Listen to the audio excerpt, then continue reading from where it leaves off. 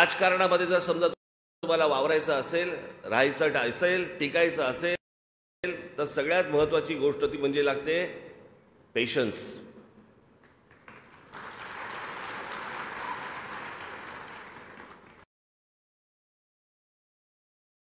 तुमच्या आजूबाजूचे इतर जे आपले राजकीय पक्ष आहेत यांचं यश तुम्हाला आत्ता दिसतंय.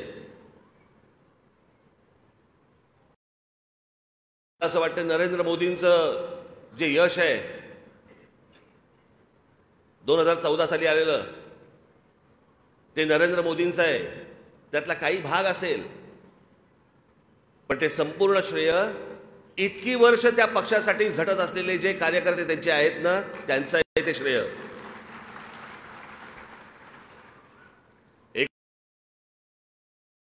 1952 साली पक्ष स्थापन झाले त्यांचा. 1952 साली जनसंघ.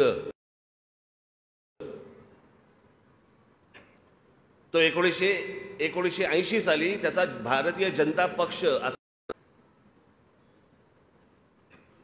आणि 52 सालापासून इतक्या लोकांनी खस्ता खाल्लेले आहेत. त्याच्यामध्ये मग अडवाणीजी आले, अटलजी आले, सगळेच आले.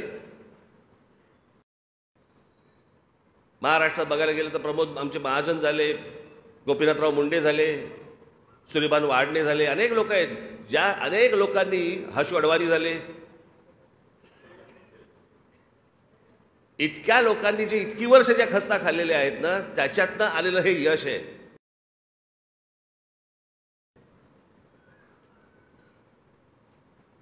अचानक मिळालेलं यश नाही आहे.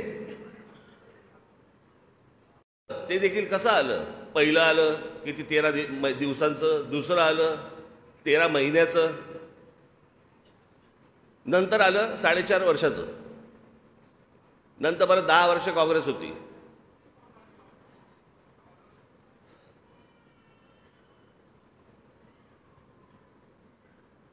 गेल्या 18 वर्षामध्ये मी माझं भाग्य समजतो की अनेक चढउतार पाहिले. चढ कमीच पाहिले, उतारच जास्ती पाहिले.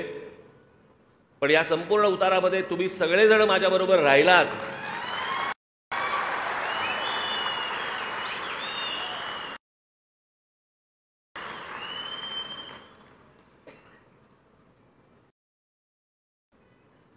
यश काय, कुठे जातं यश?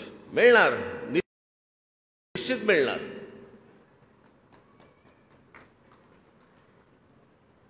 ते यश मी तुम्हाला मिळवून देणार म्हणजे देणार, हा माझा शब्द आहे तुम्हाला. पण लागतं काय? पेशन्स. तो जर ठहराव जर समजा तुमच्यात नसेल, काही नाही, गोट्या कुठेतरी घरंगळ जाणार.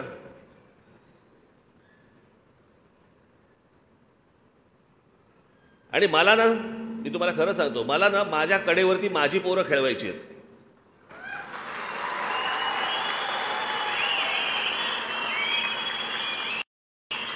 कारण सध्या महाराष्ट्रामध्ये काय झालंय, दुसऱ्याची पोरं कडेवरती घेऊन फिरण्यामध्ये जो आनंद मिळतोय, तसलं सुख नकोय मला.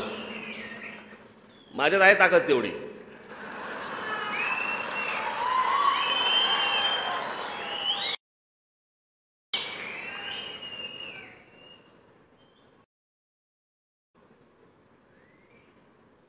पण हे पक्ष उभं करणं, पक्ष चालवणं, राष्ट्रवादी काँग्रेस पक्ष आपल्या आधी 10 वर्ष अगोदर आला, पण त्याला मी पक्ष नाही म्हणणार. तो निवडून येणाऱ्या माणसांची बांधलेली मोळी आहे ती.